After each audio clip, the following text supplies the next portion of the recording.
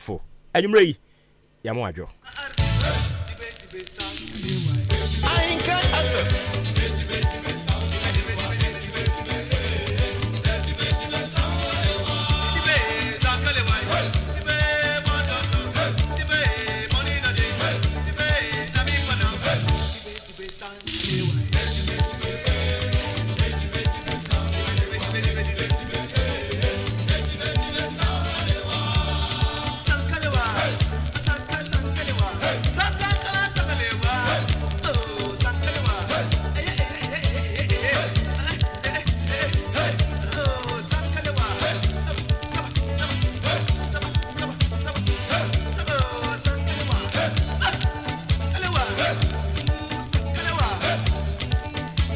And of course, den a ene ensema hodo a trend no yebedi mu akotene ebeye kane mampanyini John Ejikumkufo ne ho kani Mame Teresa Aba Kufo unse ene na yiye kese no ahyase ene na yiye kese no ahyase a ewo State House ewo nkran yede ye mame na mu eto eye empasoma ebusua ne adofo enyina akotenam efa ho me ne wo kasa yi ade a ne aka no asemu omekwa akotwa so ewukumase omekotwa ayie no so ewukumase ene nti e free ochena nyankopon ya adom a ede kro nyina no enya asenketwa ewukumase abonten so ayie no ebeye dikadikadikadika ho unimsa santefo so de somso mbeye yie anu mo ye yie nti nyankopon ya adom a e free ochena ekono asantefo no be kire sampa ayie no eyondia na omaka so mbeye no yara eno mbeye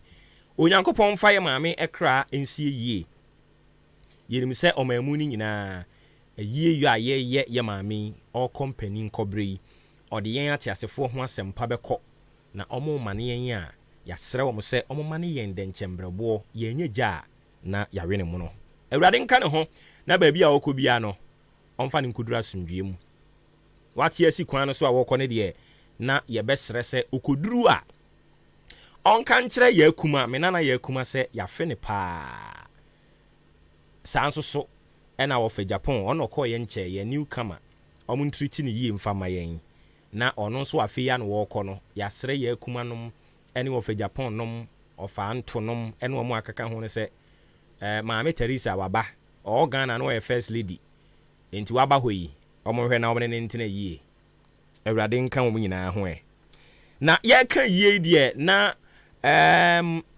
enkonwasoafo hene ewo achim kutuku ha nana nso kwa ekura me ne wo kasai wona koyi nana edna beto empemu a achim da old town ayi dikadikadikadikadikadikadika enye asenketwa nti abusuafo a enkonwasoafo hene ene modie yesrese onyankopon kyekere mo werɛ onka mu nyina mo ho yen ankasa yenwia ene ne wa ha eye bright nana kwame ne nana no sanso so ena igbo asumdwe ma phones enso so ne busuani a ne papa nimpon ena ene wafura ne ntoma wone tintin mu a okɔ akura yi nti awurade nka ne ho kane nkonwaso afo hene ede ma achim da ene kutukuman awurade enka nana ho wonfa no ensie jojo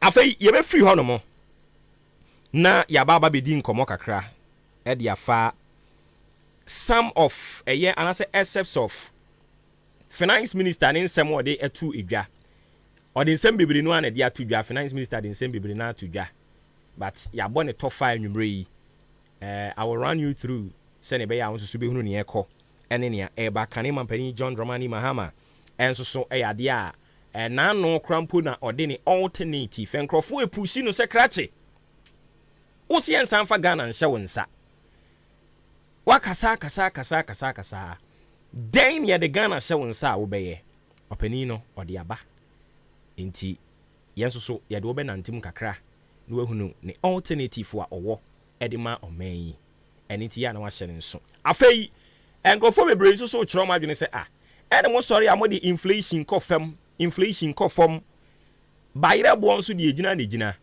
ɔhaw no ene de na wo a wutie eno nso susu sɛ ɔhaw no pa ene de anwumre yi wobɛtumi de wadwenkyerɛ de aba 0533 898915 0533 898915 fabra na yɛnkenka ne kama ɛmfa ɛma wo adwempa hene kofi mensa ɛbɛka me ho na yɛde citizen address no nso so ɛde ama wo yɛ na wahyɛ ne nso ɛde ama me.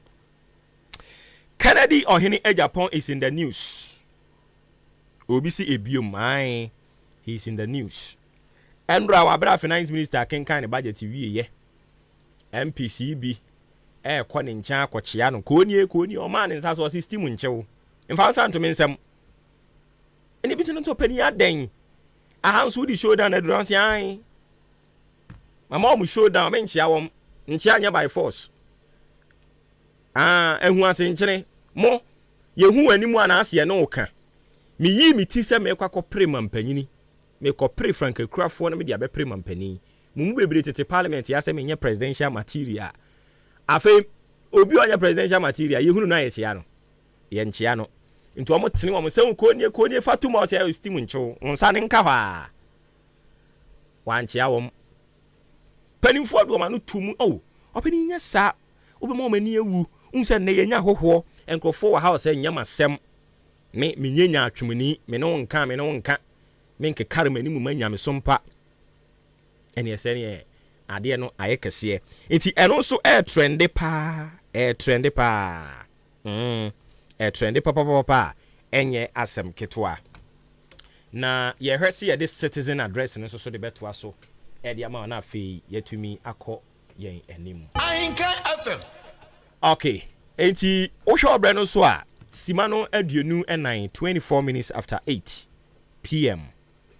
Brasso say ye this citizen address na de ma na fe ye na ye kọ yen anim. Ofre me obo ba ofori amanfo. Se ye nyampa ye be ko Facebook ni YouTube. Na ode wa wen kire ne de afa ho mo e de ama yen. Na me ankasa kra nwumire ma sen hunahuna me ame ho. Na me nim sese ne be ye nka metete so. Adwen apomboko de e. Nua ba de adaroma. Ja bi aguso ekoso nkakra wa fam so boko o nyame adom ba de na se sure obrane wo baby na me wo pa me de aduru ha no obe ne den bende adwuma no ho enti no anwumre citizen yetie wo de fa he okay ensam de bebre wo ho na menim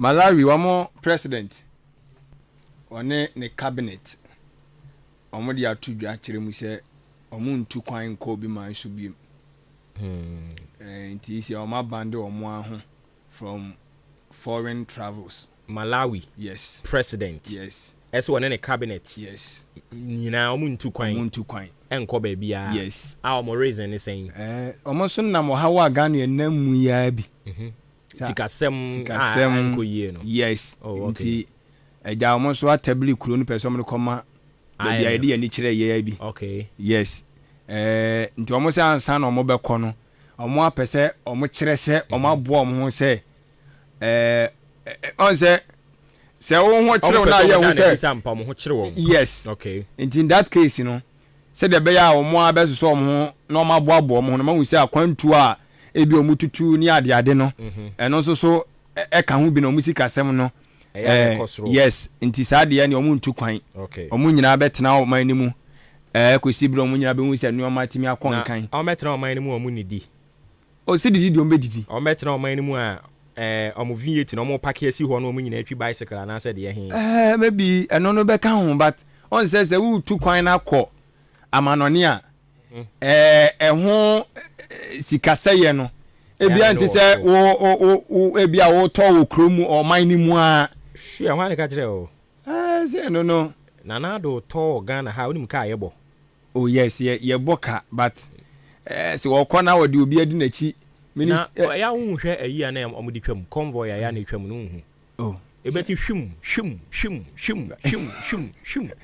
ube gira ona so ahwe abeka cars be 30 but so kaso obi tu kwan akwa amononi a ehun ni omoda mun fu obo obo V8 nim consume fuel oh yes e be consume but I think say ya wa hanom no ye hanom no si ya de ka eso ne han private jet di tu kwan nti car ne yɛbɔ ana yɛde han private jet no ɔbɔ nti yɛka sɛ yɛde tɔ Ghana ha mampanyin de tɔ Ghana ha no yɛbɛtumi aspend this sika no ebetimi o hwɛ ebetimi minim sɛ wadi politician bi akyi akɔ campaign da me madi bi akyi da Western North wobɔ kama wa te wɔ yɛm sampa wabɔ ka ɛyɛ izewu ba sɛ no saa tɔ no ɛnyɛ biribi na ebi mampanyin kɔ commission bibi anaasɛ ebi ɔde aso kɔbɔ form for project bi nhyiamudie bi ɛne ade a saa de ne sɛ ɛnyɛ adeɛ sɛ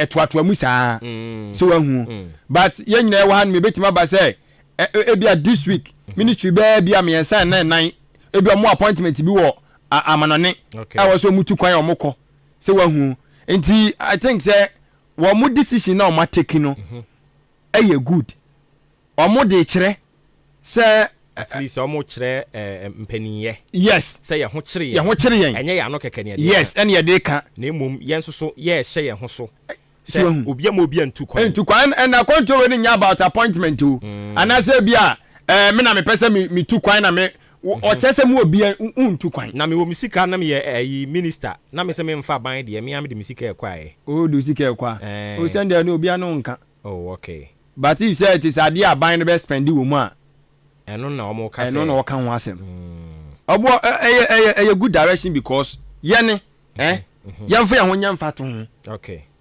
ɛkɛ yɛgyidie sɛ yɛayɛ bɔ yɛn ho so ɛdeɛ paa na Ghana yɛyɛ na ɛkyerɛ sɛ yɛn ho kyerɛ yɛn ɛdeɛ ne yɛyɛ na ɛda di sɛ ampa Ghana yɛn ho kyerɛ yɛn me hu bi sɛ bia wo ahu bi a mpanimfoɔ na ɔmo ka sɛ yɛn ho kyerɛ yɛn me deɛ na menim mpanimfoɔ na ɔmo sɛ yɛn ho kyerɛ yɛn paa nti no ɛdeɛ na ɛkyerɛ sɛ yɛn ho kyerɛ yɛn sɛ ɛyi ɛno ɔmo kyerɛ sɛ yɛkɔbɔ bosia kora mpo a ne yɛmfa ma yɛn but nti ɔbɔ sɛ bia ma ba no pɛ yi me say abo na de mu nya kra o saa o de atwa me kakra na o de me hwɛ na ma pɛ bi kakra ma okay ɔbɔ ka saa na no usi fam na makɔ sɔfo ma me hɔ oba ye fufu esi manim ne nam a egusu a mewie no nti ɔbɔ firi sɛ ɛbɛka sɛ fasika na ma me anase boa me sɛ obi me de mehunu no sɛ bi a wo ka sɛ emu nyɛ no obi dumfo bi abɛyɛ wadom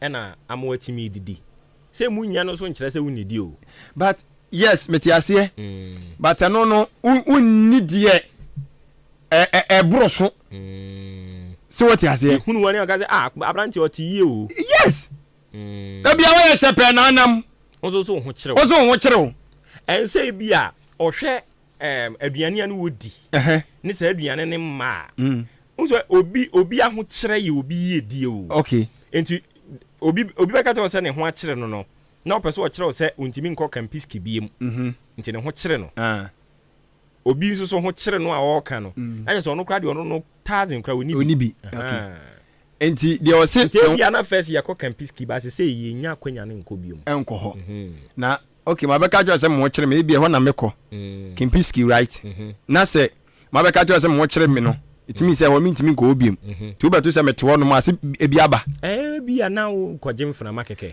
sɛ nya ɔmo ɛwɔ nyina na kɔtɔ adeɛ o nkɔdɛ ɔmo nya ɔmo ɛwɔ kɔ campiski nyina na kɔtɔ adeɛ o hwɛ obu ɔno ma ɔhyɛ da kɔtena hɔ kɛkɛ saa wotimi nya business partner bi wɔ hɔ bia nneɛma bebree timi kɔ so wɔ hɔ mepɛ sɛ meka bɛsi point a wo meki yɛ sɛ mpanyinfoɔ nse yɛ ho kyerɛ because yɛkɔ sɛ yɛkɔpɛ bosia koraa na yɛ ma yɛn sɛ wate aseɛ yɛbɛtumi aka sɛ yɛ ho kyerɛ yɛn yɛkɔpɛ bosia sɛ wate aseɛ yɛkɔ ne yɛnya bi a still na yɛ ho kyerɛ yɛn yɛde bɛtoto nneɔma yi but yɛ bi the case a yɛkɔ bosia bɔ a yɛ ma yɛn ɛtiɛkyɛ sɛ ahokyɛ no aboro so ɛna ne yɛn nso so yɛ live big sɛ wahu because wotumi nka gyam sɛ yɛ ho kyerɛ yɛn na nkɔ han private jet mfa nkɔ tu kwan ɛno no nte nkɔda wotumi nka kyerɛ sɛ wo ho kyerɛ wo ne aka kyerɛ wo sɛ nkurɔfoɔ a wafa wɔn mu a na ɔmu bu ɔman no ɔmu dɔɔso dodo nti nea na ayifoɔ ka sɛ yɛ live champagne life on ayi akpɛtɛsi budget ɛyɛ nokorɛ so ɛyɛ nokorɛ expenditure nneɔma a wode toto nneɔma yɛsete so ne nyinaa woamfi wɔ biaa nti Ghana ne yɛ ho nkyere yɛn Nti Malawi for no my idea. Yes, of course, media me hu ye ne mani age. A good step I want ma take I think say beboa wo mo. Omo atimi sa kwantu ni sika no kom ka so mu gya nom de aboaboa. O metimi de ayibibi. E de aboa wo oman no. So ahu. Eti sa wo no wo kire wa, ma ye hu sa wo kire wo. Ni ya moa, wan wi asa no behu. Because you kwa na am for mfi ye ne a, obo na ke nda so na ye fa bi. Okay, when that so bebre, see etimi tonton ne ma bebre Ghana ha. Kama tonton ye japade no. Ajapade mu obi. Say ayi abada ho aye makraman. Na mu obi. Bebre. Ajapade no. Bebre. De na aka. Oh, see wo gold. Ye wo oil wo ho. Ye bufu krampo a ye Vodafone ye besan atama wo mo kwa. Yeah, they good. No, good na wo me de wo. Good na wo de de wo. Ye de wo. Antina mo sisa de oil no. Good for oil. Ye de wo. My idea. Ye de be check am. But Yati. nonetheless I will see a ball mo abaso. Sure. Not sure. Just like that. If said your mo can am pass o mo de be ye adwuma fair enough. Sure. Esono se maka and esono se maye. Na ye. Inti Malawi for no thumbs up to them. Sure. About next thing ye. And some boba say ye frango no. CCC as manganese concentration bi. Akobi mu. One mo tofu ani complaining. Oh, okay. So amuto di go amu hye ni mu a. Hwew. Ayesem frama no. Na ayira. Etimi so ma omo hye ne haw. Sa contaminations ya ye ka ho asem yi no. Really risky. Anu bi na esi ye wo bust. Papa ya also wa hode dollars wo ho yi. Aga money aga do for primaries no. Time wo ho no. And I can't see any contaminated fuel or oil or some minimum so be I don't know whether sad a deliberate thing. Send a bayan for the be pelm home. Ghana no, you know, you move brain. We were bombarded, some of us. It's really terrible. Trimu ye din to this extent there obi akotonishen. Wo di sa nyoma we e be frafra ma.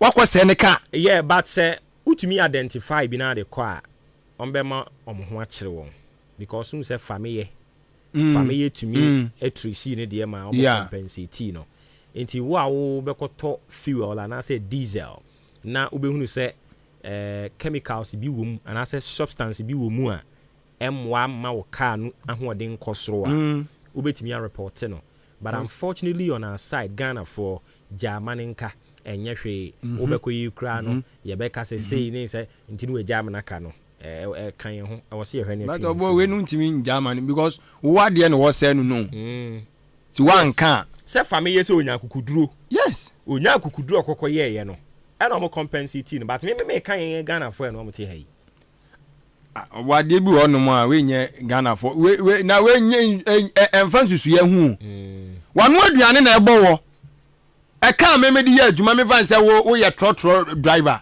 obo ka no wan nya wo de obi de no wo de ama na so ye na so nya bibidie entu fi say wakọ to bibi e de agum na sa de kro na akoto no hu say da bi ade ne be ma ka na sei esenso wanu aduane be bo na say amanfo si Germaninka sesen say yen orientation e de ma ye no ye training on say Ghana for no naturally no ya training to be cowards say media me mpem ho asem o and I say Ghana ha no obi o yes ah me mpem ho asem o ye moa no ono mo yesu obu ade but ya ka se obi bu ade a obi obu ade ni obi a ya ka kire wo se fato ha wo de to ho ya ka kire wo se fato wa na wutie hwe na on sheda until ho ase wo se obisa question so okay mpacho wo se me fanto mate but ade ntina me fanto ho na on kire mu nkire wo eno na yen Ghana haramo no ye misconstrue with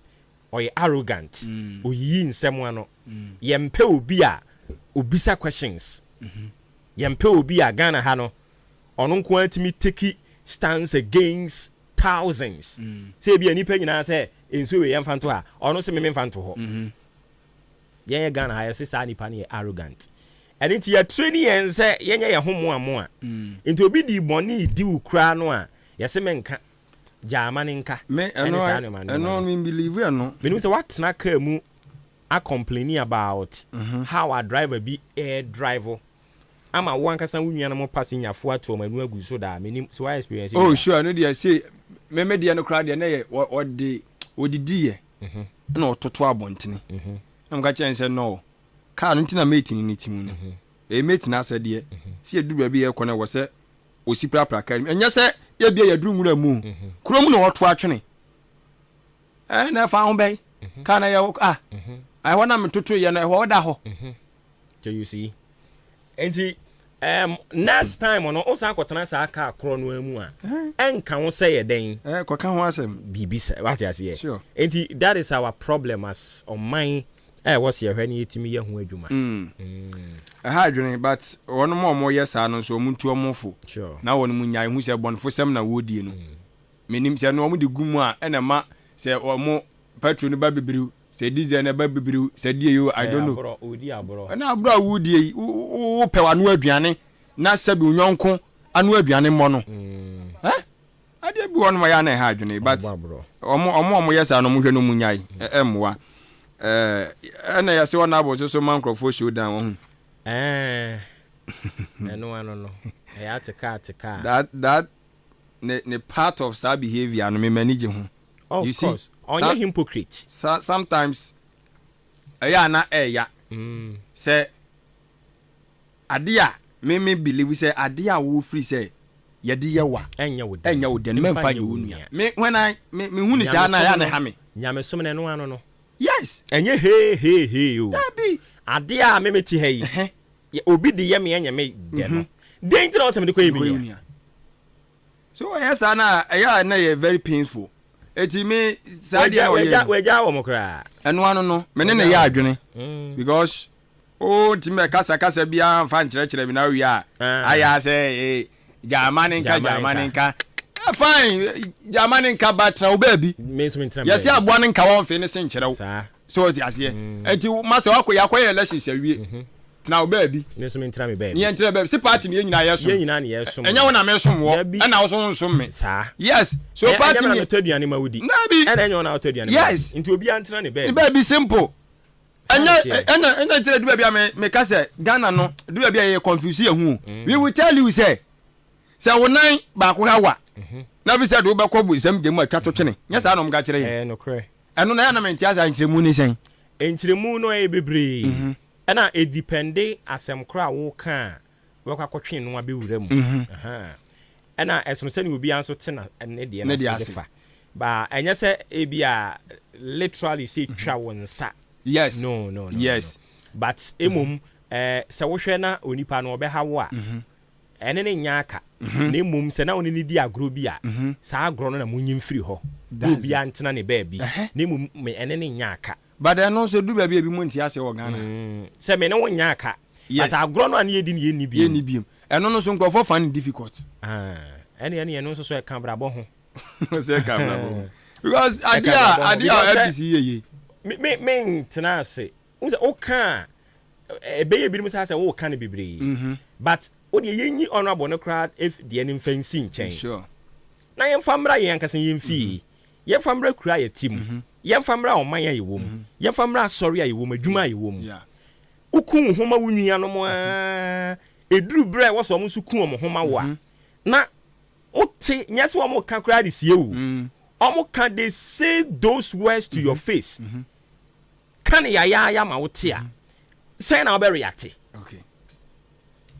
So you see ebe how we nipa debia ono no kan say elections we be ba we bia ope we onu ni problem bia we na me peno debia no kan na po asem na po no on support ba we o te so oni na po nya problem da he is minister for lands and natural resources Jinapo yes oni na nya issue da yes owo MPs ni bi ono ma nya issue but one a typical example here akontombra MP oh yeah first time I feel that I pretty news we in the second time I don't know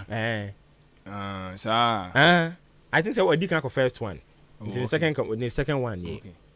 Now oh support who candidate here I was so him now support who candidate papa na sem o kan nyina no no enkofo so am se ne kasa anye de but ya na evra free who say e ye de be ne ya na esi ema ne kasa ne nyede sabi oto no an sorry ya na okasa keke so ndi ono kasa but ya na yewura fi se na de ne si ya ma papa yi kasa saa eno no hu hia yen ba se ne papa ne kasa no eni hia yen dino wa me de eno no na unia honorable member ne wo parliament utimi kasa onye presidential material enka fasi hwae utimi kasa obi odi matem de ono be I mean enti wona oyire wano ntra oyire wo fie da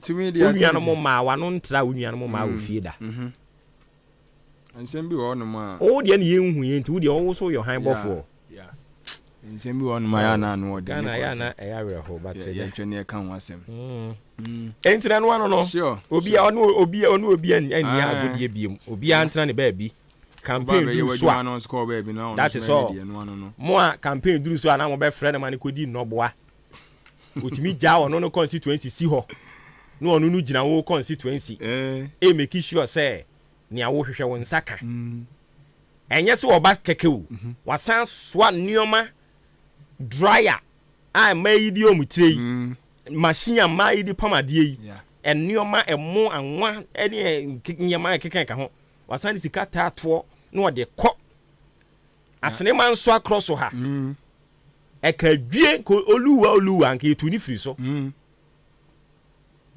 esu duru baabi no DC your war asene man so across so ensem anu oka e de fa ho no abo Kennedy Japan ho na ya were ho sem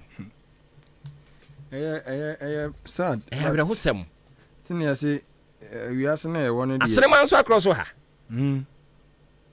mamba ko anu ogina bi MPP ni official say be a treatment of the man enye it was all independent muhu vote onyaye former winner na yes okay ko independent vote onyawo asene ayi ho no Kennedy amfane ho amagimu a ankasa seat na free wonsa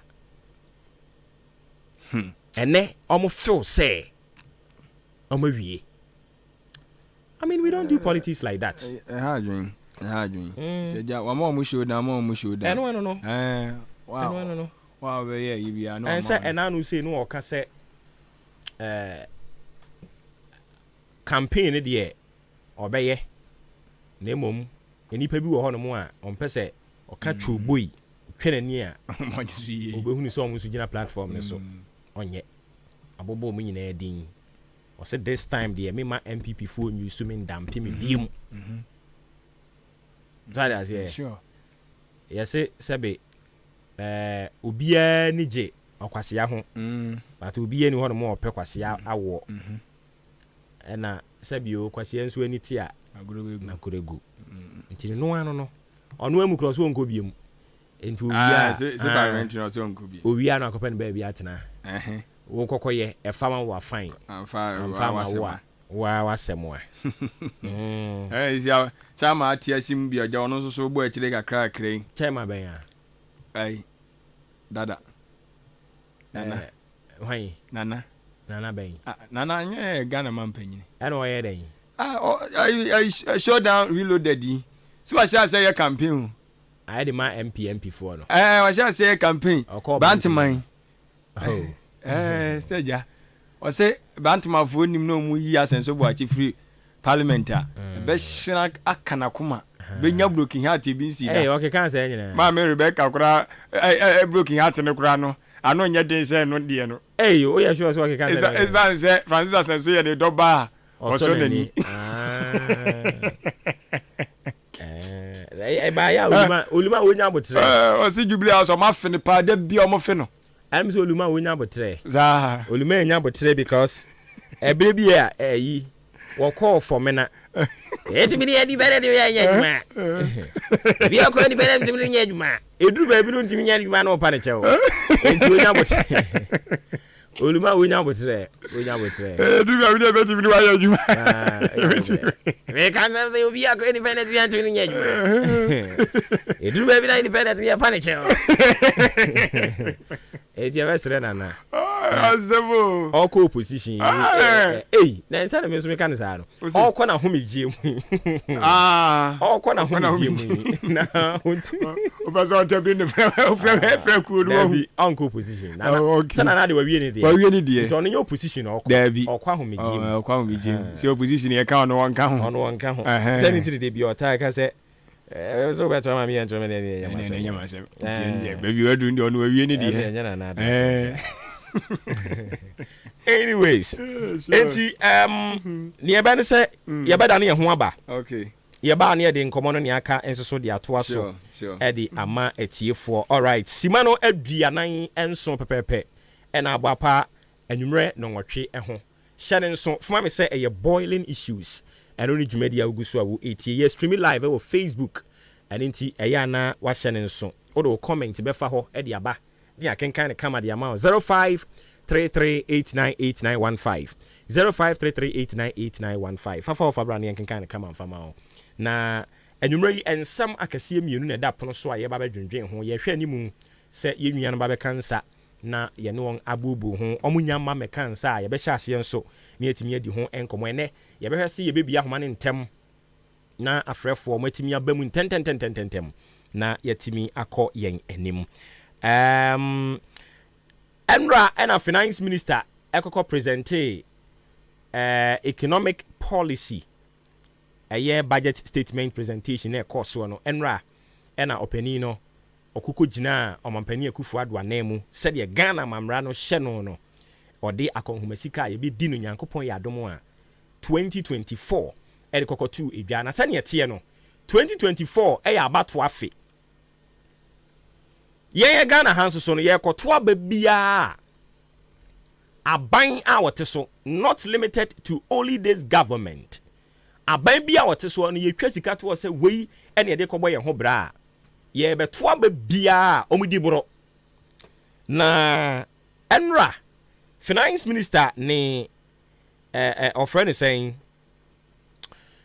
ne presentation de kokko tu dwa no ewa pa ewa even despite how lengthy krano a no almost say and only the abridged version of it and on the core chire omo de aka ni nyina de bema members of parliament na almost so to me ehunu nia eko na saa de tintintin na me tena ase ewa pa mabo ne tofa kakra some points I was say me share with you no ye ba be ka ho asem ewa ha nti enie enti so be kaya last year budget ya omede koye no omo capture la general hospital no I remember and ni american eye meme na me say because na me wo ho time one another dan kwa kufu ado e ba be cut sort e wo la general hospital na omo old building e wo ho mo amunim tashi la sa osukwan no so no. You know what I'm talking about. A honomo na la general hospital no na ewo. Ene ye dan na nye wo said ye bi achia na kakra na ebu eku nipa no a. And then the government thought it wise to say I was so mutumi esi foforo e de mo manfo a ewo ho. Oh wo mo bom nsem pra I remember time wo be cut sword no. Oh wo mo block kwan no e free labadi inside ho de ba nyina ofa ba bi emfa no de awura mu a de I said ya wo de kɔ ayi no ɛho nyina wo fa ne emfa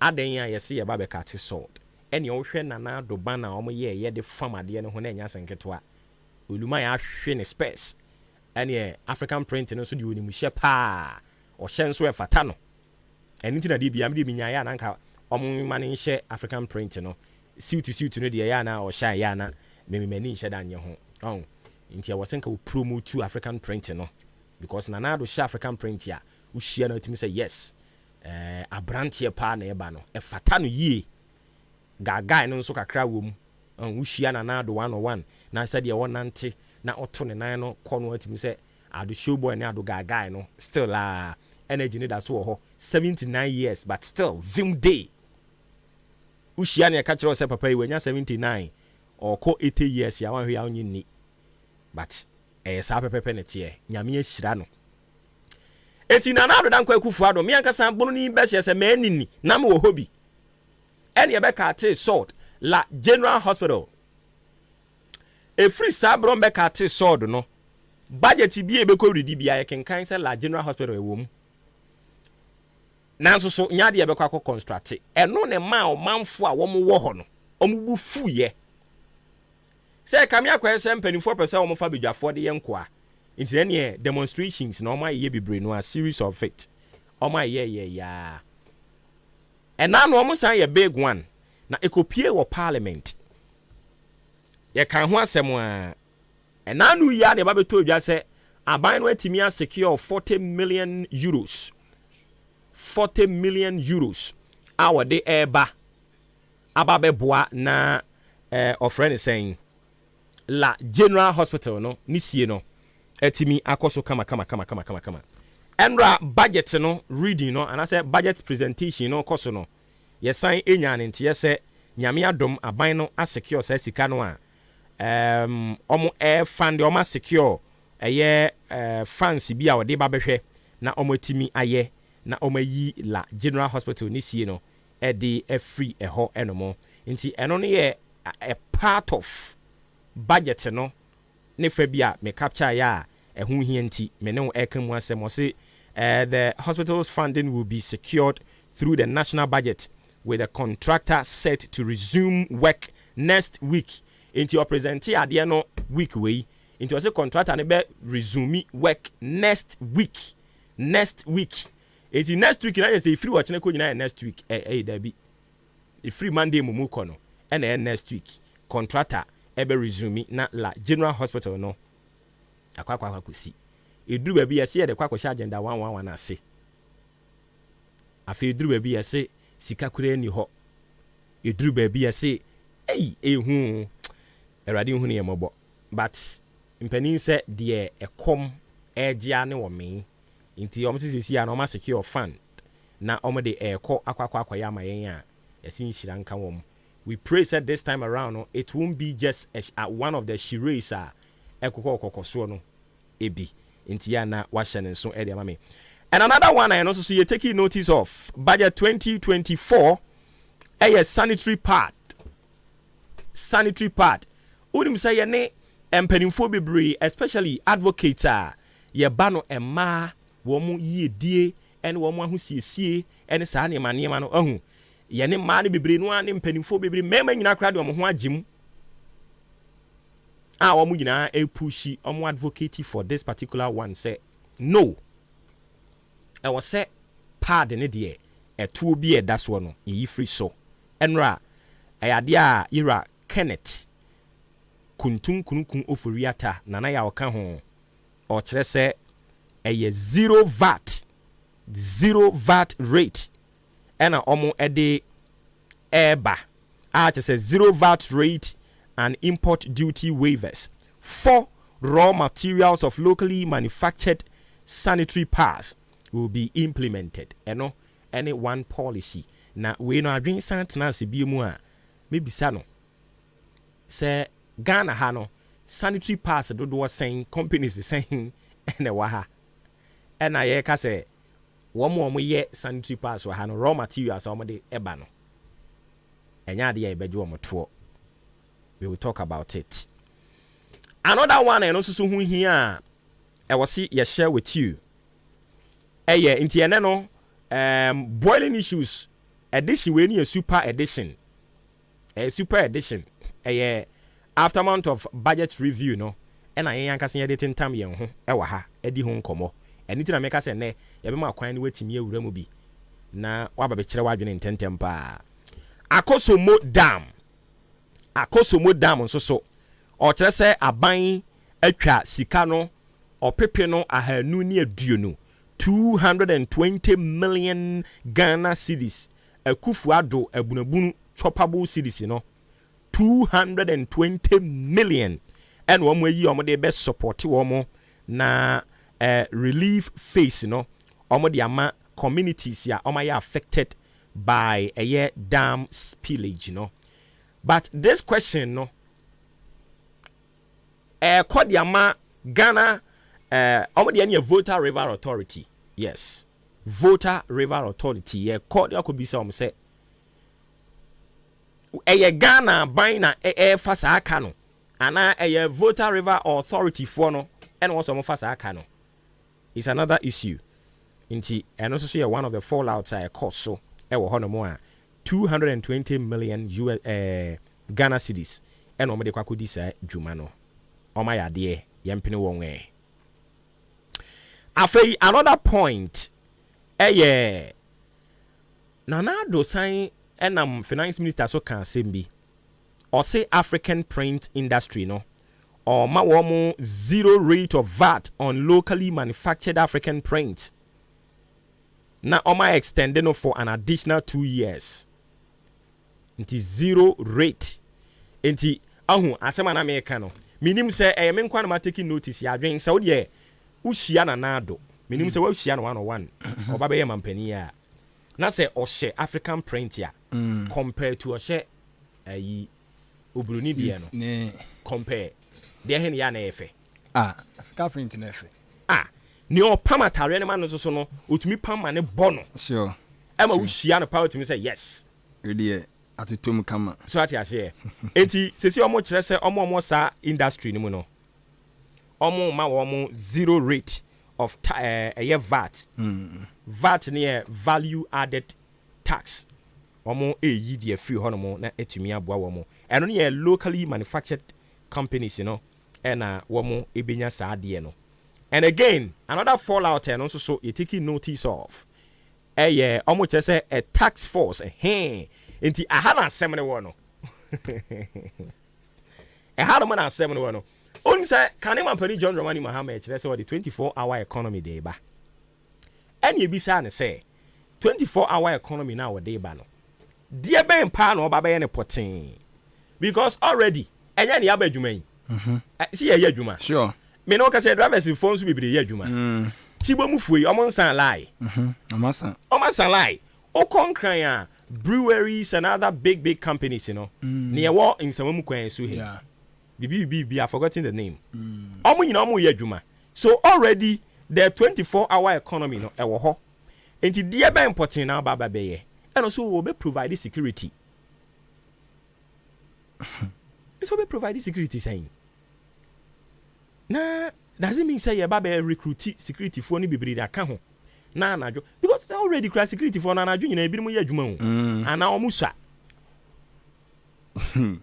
Ebi omusha to obehye mukina and you see say tie de okay abanya tie de abanya otisu yin so obeye abanya otisu ye hwire de animu so 24-hour economy now it is happening most see changes coming the change is happening so where from the change again almost just said ninth economy boost the omo be ye a task force composed of public regulators and private sector actors has been established, and yes, it will be you, has been established a public-private partnership to enhance security and lightening infrastructure, driving the night economy initiative.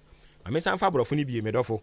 Also, a task force composed of public regulators and private sector actors has been established under public-private partnership to enhance security and lightening infrastructure, driving the night economy initiative.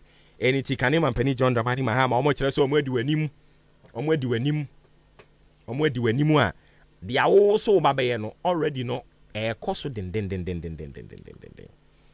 Nti omo kire se omo ate ekuo bi a omo no ye bamboo ku a omo ba behwe se omo de mra be ye adwuma nti eye aban de ene ankrankran de no omo kom ho abom na omo de friend say public private partnership no e de be hye so a omo de be bie bambom na afei ba bia wo say ye de nkane akokɔ nti talking about nkane no honorable amukachi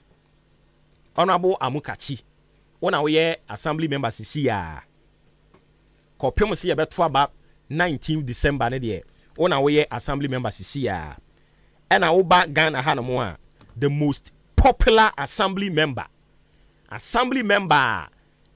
ni dibre ayese MP because of badwuma eye honorable Amukachi osanso bre ne ho ase oba fom ni nipa nyina etore bia yen wa ha yetimi de tetare no still ohia wa oso na mu de madwuma na moye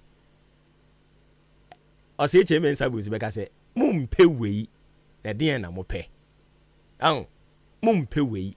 We need a leader who can hold the feet of the powers that be to the fire. Hold their feet to the fire. Honorable Amukachi, ebia wo bia Nyankopon kan ho na mom opani Pentecost kwan no so ni sum wo ho. E ho so na MCO. Hey, ma veke, we wura manio.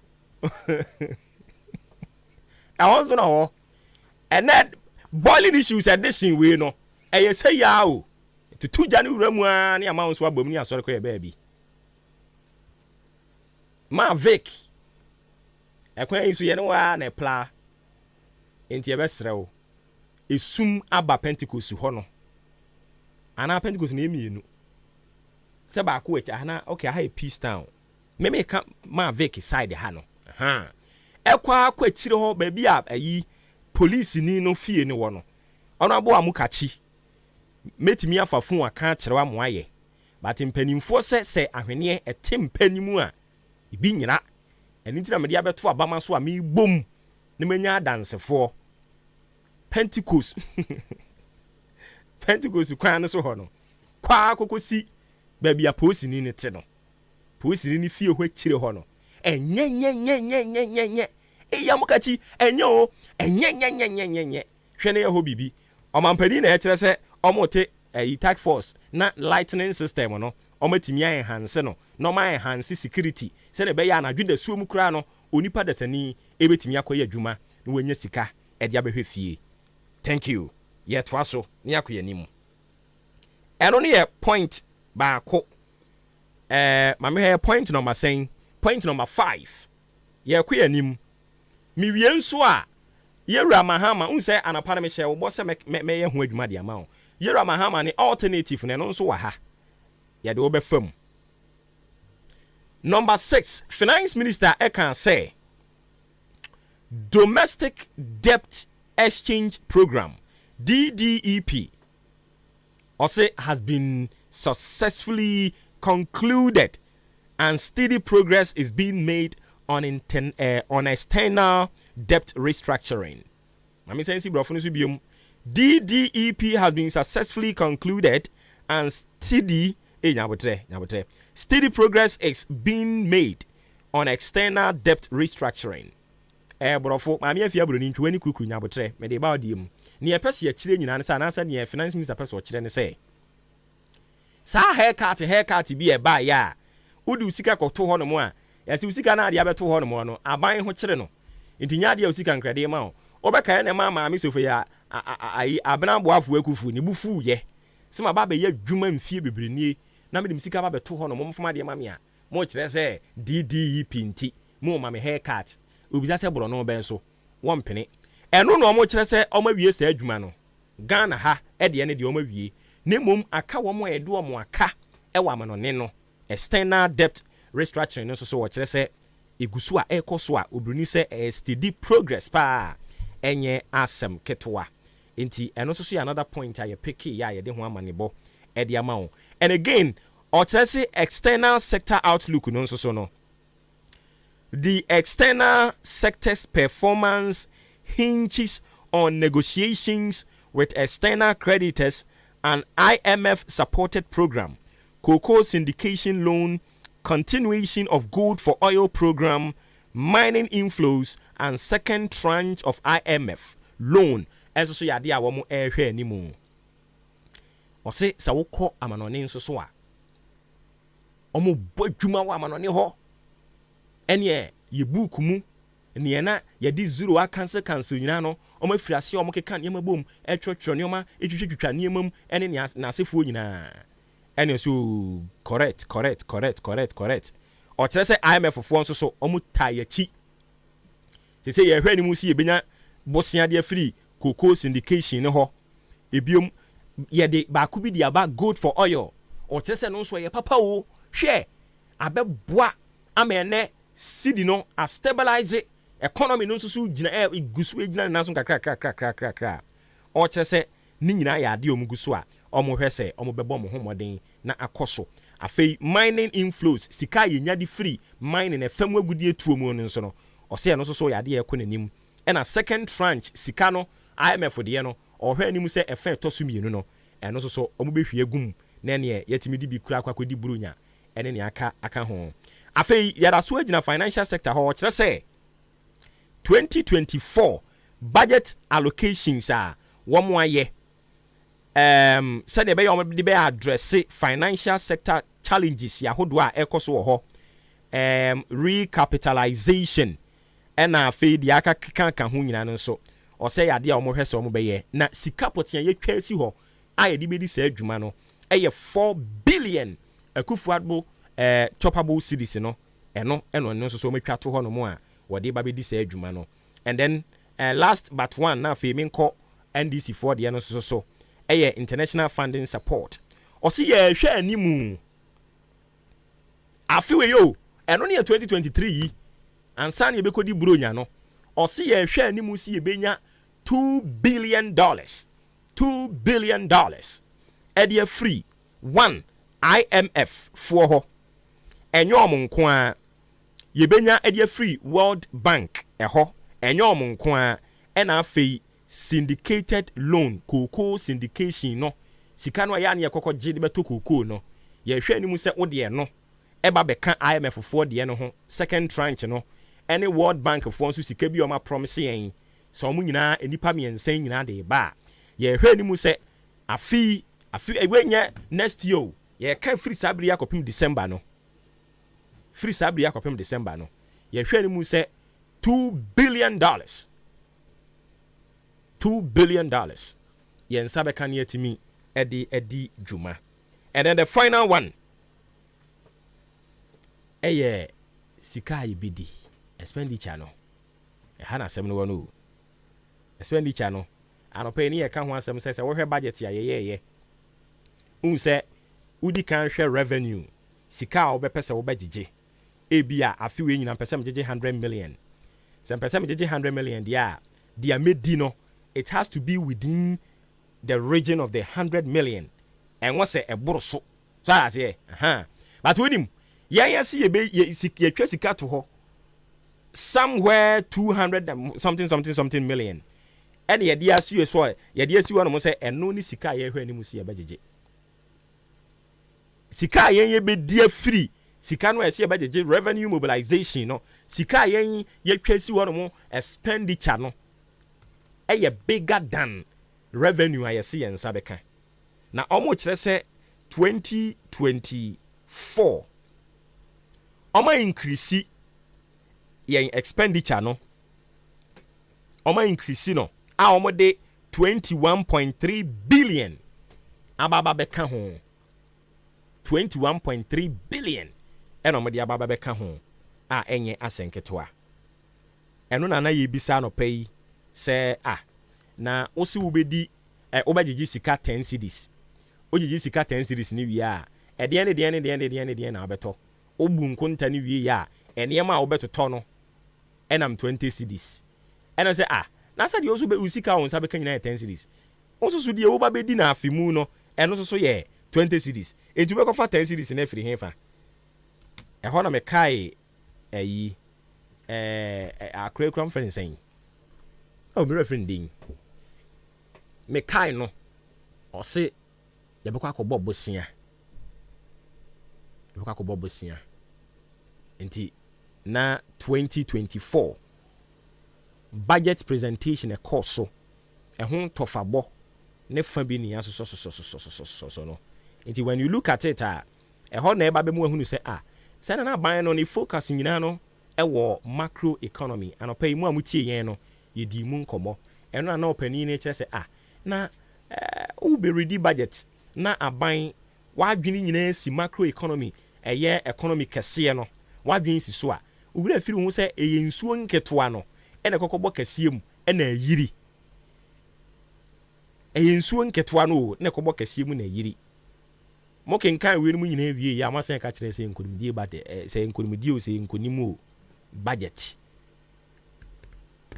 ha dwen enti these are some of the things me jotting it down me picks as far as budget statement presentation na ɛkɔ so enra no ɛyɛ concern no ɛna me ne wo akyɛ no nti ebia nso tumi epeki bi a ubetimi any ache 0533898915 0533898915 sanso so na ye streaming live on Facebook na YouTube e ho no so ya Ahenkan 93.3 FM ene no edition no yenya na ye ofie ha NDC MPP for no yese wo ntena fie na wo ntie yen nti yenya ye edition we obeba mu ntem wa utie bi ne no na ye nti ye bema okwan no aba mu ntem meko adwempa ho na ne yede atu dwa no or 1 or 2 points bi opese opra prechira no opra prechira na fe ya baba be fa kane mampani John Dramani Mahama ono so ne alternative a wo ede ma eye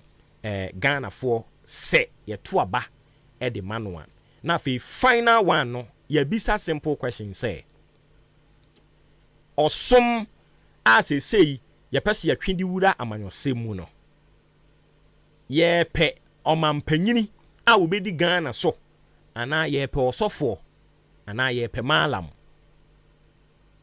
eye omampanyini na ye pe ana ye pe osofo ana ye pe malam se ayi Muslims omo de no ne malam no ana imam ne omo de imam okay enti eye imam ne ye pe ana ye pe osofo as president we eye another questioner ye bebisa adwen budget ne de no ba ku mienu bi awo e ka fa mo ntie o obo atin se wa bro no ma no dodo na so point o make you know and I think say na bi wo mu a critical na ye hwe ani mu se wontimi escape sa issues no say wa address nke be ha adwene for example ye nuanu mo mote ben ye sutade ne ho akosu mu dam no ho hawa wonum efa mu no na ewe say de ya aban ne hwe so betima bibi di aboa wo mu sure chesenke ante hu bibi a ka yade senka atin say enka bi a ebe raise another topic a bi anka nyina ebe discussing nti wa allocate 220 million e de akoho ye mo na baso fine ebi a bi maka say enye enough maybe problem no is not about say enough and not saying enough but the issue is yede sa allocation come on we are is that all what next because I remember 2010 ye bie eman ye aye sa and you press card call ho sa and I think somewhere 2015 or so okay yes bie and sign yes and yes sign press card call ye and 2023 yes bie and yes enti e kamia ko say we are just throwing money at our problems. Yes. Yen solve it. Dabi. Enti we no the most important thing I was nka me hwe no say ban be kan ye solution to this issue. Enti omo wo ho nyina ye yi o mafiri ho. Ni akwa ye permanent settlement di ama wo mo far away from where their dam ne wo no. I think nka be very can ye better solution because eno mo kwa tena hoi. Hwan ni mo tena. Nti wachina sa akoba se nsuo ne se bia ye bia mo ma se afiri ho ne asa tabis ka de akoma mo na ye se Ghana sa de na ye su ni ye ban yo ye nhwe ma o hawo ne mra e ba ne akwakyekere nkrofo re nya se o hawo na aba ne yakwakoso anu yakwakyekere nkrofo re some people take advantage of it because we here buy relief items e ko e bia ne se DC or yes yes we keep at the store room the question is obi hu akyere no I don't know why eni patri modi oh Ghana eni patri mu bi modi papa adwene wa obi akwa hunye hie mu anti sei ye de no ma base fa koma no wo baabi da ewodi obedie wanchi ha akyem wanchi yesesa ye de abobo ya e de aba say ye nkyem fa mankrofo ye keep store adan a yes opani na ade ne be kan nsa on ne say ni owo chairman wo se hwan wo ho ne nye fine oni MP no nze we NDC no ye nti no mo nye fine ti no ya keep abobo ya no ayi store room ya free bi sa opani ni ya ti ni o na ho asem te sen wodi ma asem o ka kire yen o se ya abobo ya ayira yen konko hwehwe yen ko police nko hwehwe asem a wo kan as I speak right now egudem na wo som no say nyari moto miska ti ana nyari moto miska nti odune so ba from to wada eni emfa no ho nyari moto miska odi aburawu odi aburawu okwa na odekọ na oni aburo nwu a nka obi a ne ho akire no hwe emerewe ewom akoso modie ya emerewe ewom maami bi kwade ya maami abrewe wo wa suan because o se na bra bo bebo ye nyina no ensuo no ahohuru ni nyina adekọ endi sesi akwa no se musan si dan ma no a se mototo bibia de ma no na ye the relief items de aba fa kokoma wo mo DCE na wo hwe se ne o kasa nso so a wo seresere ye awrade yankopon enipa bi nso so de na me onipa bi arama tam so me DCE because we a party ni party chairman party the ending obreye oni tema DCE ba ko nso so asem ono nso kan ye enkofo ni bi say na mu DCE wo wa hi ehunu na che o se mo kan kire mo se mawu so on kwade pamo no asare na so so obi ampamo no nana do ehun so nana do apamo obi on dia me sure say apamo no boso me frɛ ho DCE no obi ampamo no check hwe me se check hwe obi ampamo no da bi obi ampamo no nana what is nana do apamo obi da hwe nana do ampamo obi o sa because boso me frɛ ho I think say nana yinadi me se check hwe wo se mo kan kire mo se mawu DCE mua onkrofo ehun kire won omo akwan nye pie na beka bibi keke kire won ebi abusua enya Ghana ayi ofrene say enya momo hanko a say Ghana babia befa bia obi esu akwan ho sika ni ho ene ayi Ashanti regional minister Simon Semensa yeah ene wo gina otumfu animu agi atum say aban ni sika nti akwan ahuru bebiri wo ho no mo a ono akasa no onim se omfiri so no no mo nyeye ha no nti ono ankasa agi atum nti DC pie keke na beka kira onkrofo se abusuafo akwan ne de me kura me yawe sebe meti hayi mi mfiri so no nka yaye makwan nyina se ka me so yedi midin betu so yes anye bia nka yedi midin betu street ba akoso ni aka se oboba street nanka ja na mom sisi ano otwe antwe nti mesrɛ mo munya botre mo mi onu mu nsuo ntwen wo pe DCE obeka we keke kira won krofo a eno no emusuo bo hadwene but opamono sure opamono na ye bisa se DCE ye hunu wa che na we he a o se mo ko kan kire wo mo se mawu na wawu anka onya no kasa ai si wo tufun o kafun na o de oso ko ka bi hwe wo de yanti bi da enti we know say DC ni MC for me bring more force mo ye forceful we know yenim say sika kra ma ayi common fund yi ma yeah enti yenim bra mo bre but bibia ye kasa bibia ye kasa enti na de o se mo chem so abo enti no ha adwenti enti 220 million Ghana cedis ye dey call as usual yes but enye to me say obi hu aka na yekoboa no but as far as say issue ni that so ho no ma wo chena bi the same how na asa beba ne de I'm not okay with it na say ya anya hwe enka ye bibi ti say apia TDA kra ya unsa apia TDA say nice sprout kama ho no mo a utimu say yes si won adani ya say fine sika we kra na say bia ye no mbeka no mbeti ase say sika we nke de bremu na so ne hwɛ mu hawo na ɛda so ho eti no ye pese sika ye pe bi ka ho na ye de kɔpɛ ba bia mokɔ amaso mbadwu mu a aka ye good say ayi nnuanom city FM yeah any other companies akambu mu a omo so kwakoye sa settlement ni bi dia nti wo de obetimi kura partner wo mo nti private person crampo look at nya kwakoye o na aban 220 million. We by the time we realize it will just end up in certain individuals on pockets. Yes. Said your COVID is sikayeti say ibi kokodi parliamentary one for you na maami ken. We're not hard, you know. Oh. Yes. And the next thing is the reason why a COVID-19 levy that's what GG.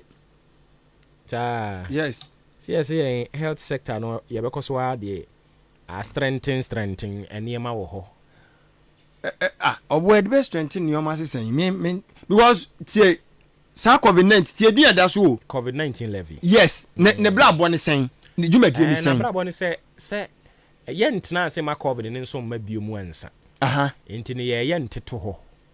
Na nteto ho no ye de open up infrastructure away in health sectors sector ho no.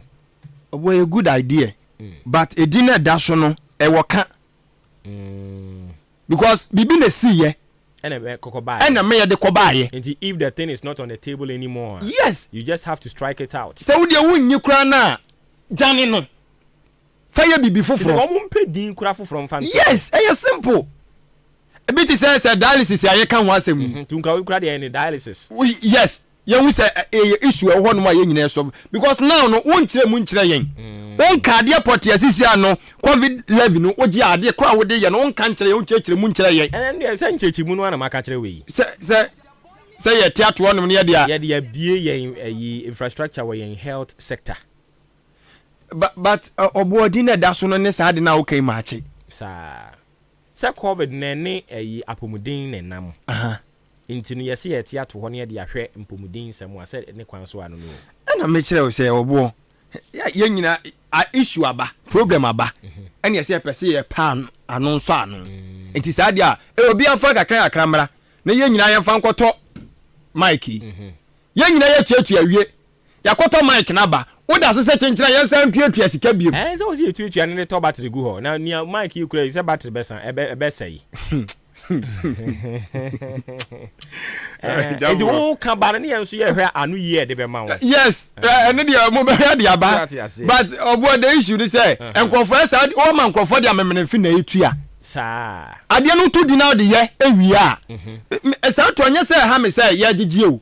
But edina da so no. Enye de de ye no no. Se sa ne ye ka de a wo bo. Ya ebetimi a sheto nanan ana. Ente betimi a sheto nanan a wo de rebrand no keke. Yam pedin fo from fan. Pedin fo fato so. Edin fo no so ne omo kire so omo so matutu din yam se din na san tie yam. So omo nya din bi afa ma bi. Eno omo nyi mfiri ho. Eno so de omo nyi mfiri ho. That ye be nyi be bu nkunta.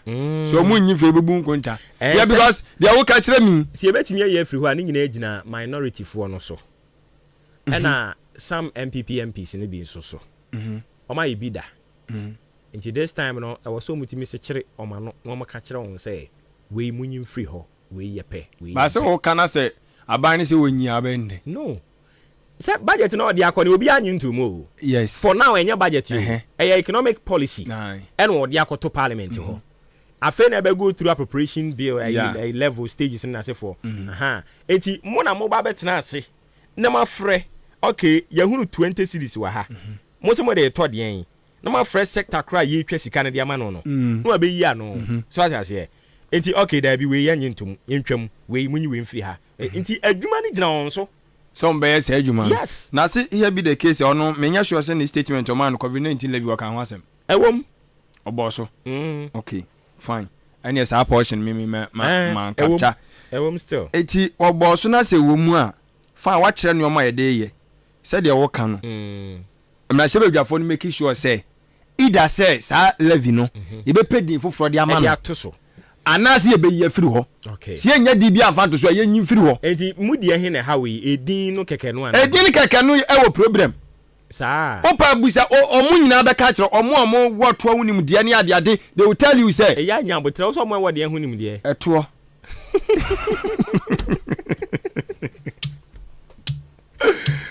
we about to GG na make am wasem ya fa GG na ka ho oh okay na wo ka ayi eto ne sa na ya na ya hadwene eto ma what for GG ehuni mudia no okay they will tell you say sa edi na wo no no emwa yen eto onyi free ho mimi momu de and the next thing e-levy obo e-levy no almighty e-levy yes onu so wogina mu o gina but ne won sankaye ne ehu ne ye obo 7 sa 7 na obo no na kam nim se 7 wadwuma so pa o twen na wo ye cross ne ba na ke ya pim sem na kanya no ano no but obo cross ne o ye ma na obo ban omo say NDC for no omo no ma ye dey enyo omo no mo ye say we nya papa pepe brofa kase ye nemu nyina mekra meka ho ye say draconian obnoxious insensitive the lazy man's approach ke kan brofa kase ene ya kan na ato Ghana for na adwene mu ena mo ye de ena mo ye de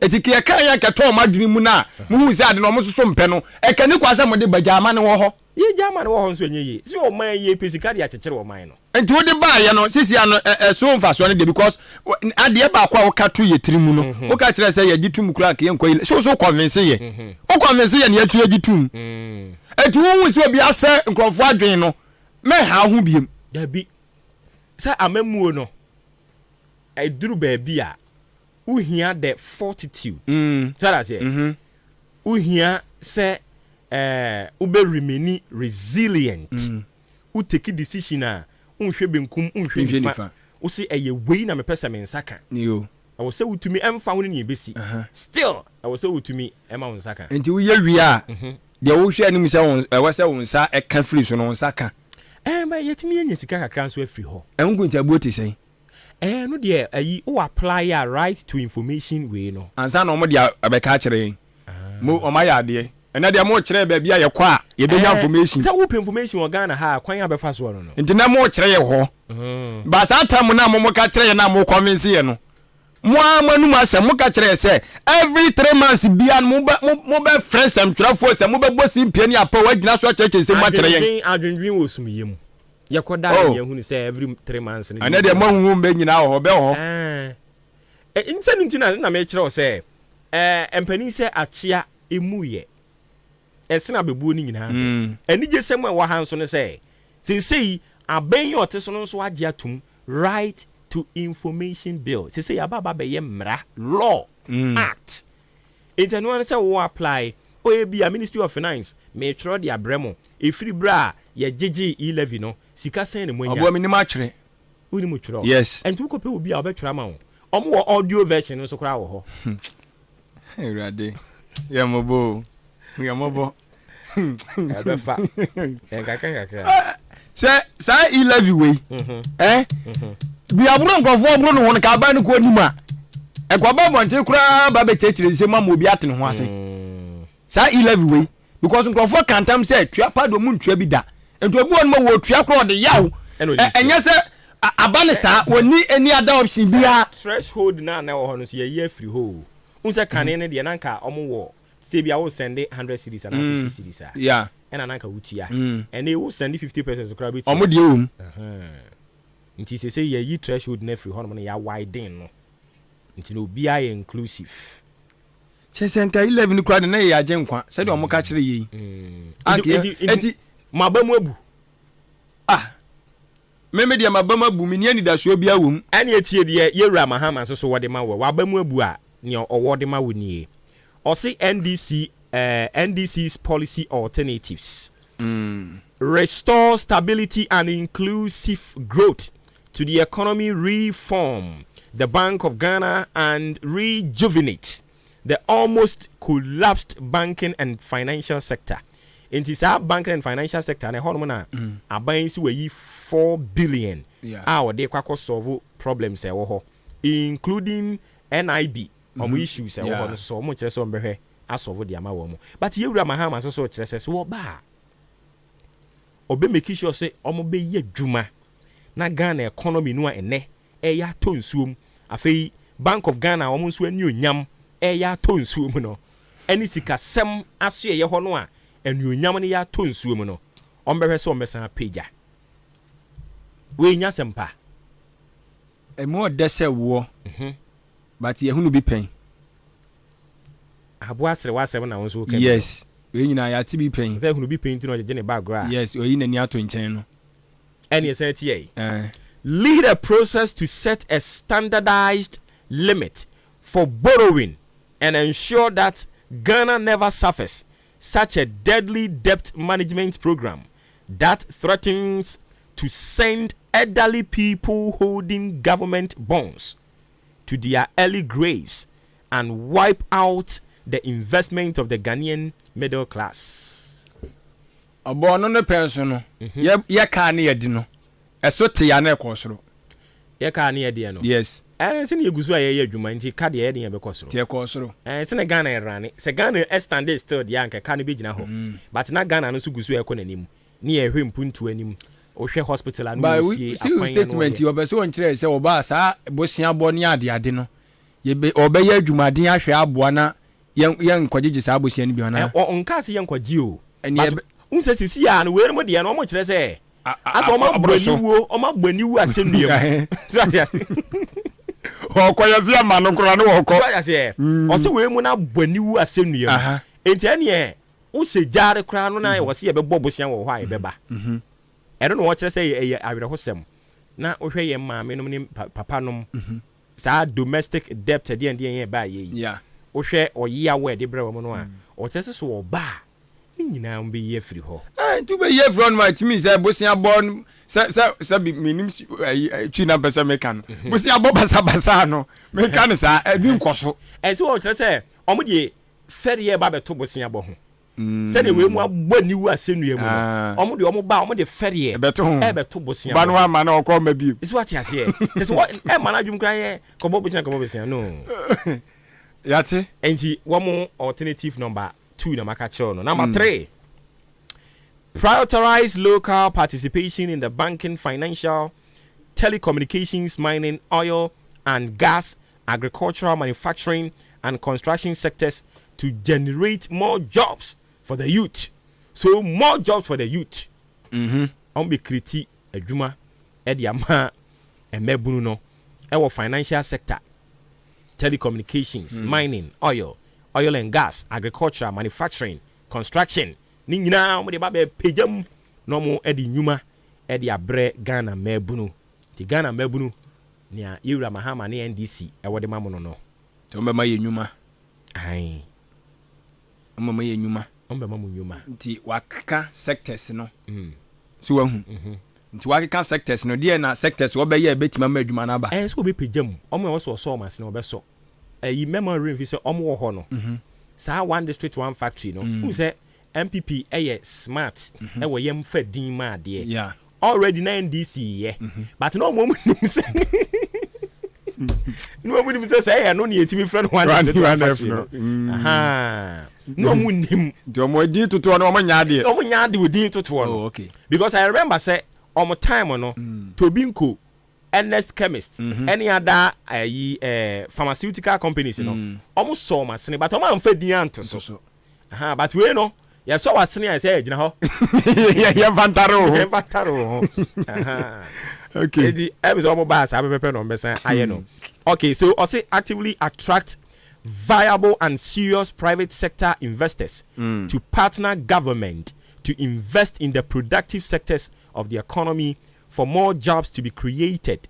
This will involve an emphasis on the agriculture and agribusiness and will have a strong focus on making Ghanaians own their own micro enterprises. Say enozomuda ho. Also complete abandoned. I had the emergency when you home. Complete abandoned and ongoing project instead of rushing to start new ones. We will carry out an inventory of all hospitals, schools, electrification, water, and road projects which have stalled or been abandoned and make annual budgetary allocation for completing them. More de past say war.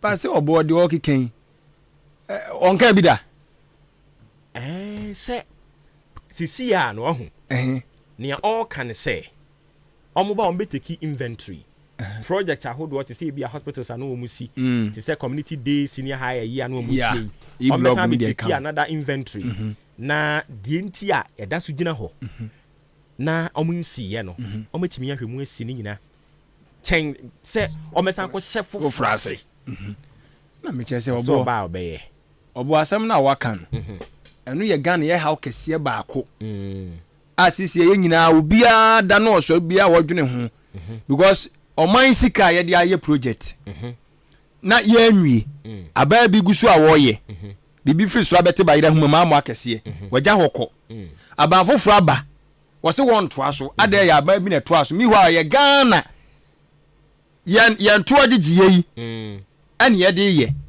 ɛyɛ Ghana yɛ haw kɛseɛ a yɛni bɛgye wo si ɛbɛnya panyini bi a obetumi atake that bold steps ne sɛ ɔno de ɔba ɛnkɔ mfa ne nsa ɔpɛ kɔ ɔma ɔnhyɛ biribi ase kɔ ɔma wie mfa ma yɛn but ɔboɔ ɔnyɛ ɔno nko ani wɔ panyini a wɔdi ka ahyɛ yɛbɔ wɔ saa asɛm wei ho sɛ sisi a no ho ɛyɛ ana mpanimfoɔ tumi kyerɛ sɛ anaasɛ nsɛm a nkɔmmɔ a ɛkɔ soɔ ne sɛ yes wɔdi kan ba yɛhunu ne sɛ bi a nea waka bi da but yɛwɔ ɔsɔfoɔ bebree wɔ hɔ no mu adanse a no mu die ne sɛ me na meyɛ kɔrensani me na meyɛ dwamambɔni me na menum wii na meyɛ wei na meyɛ wei ɔsɔfoɔ sɛ ɛne nyame adom nti masesa ne yɛabɔ yɛ nsɛm hee enti ade nti na ɔno nso ka sɛ ɛnɛ wasesa a yɛnti ase obi wɔ no ma ɔsesa ɔka no wɔ nipa ani so kɛkɛ na sɛ womfa tumi ne ma na ɔbɛyɛ dɛ hunu sampampa so asesa na mekyerɛ sɛ ɔbo obi wɔ no mu a ɔka no kɛkɛ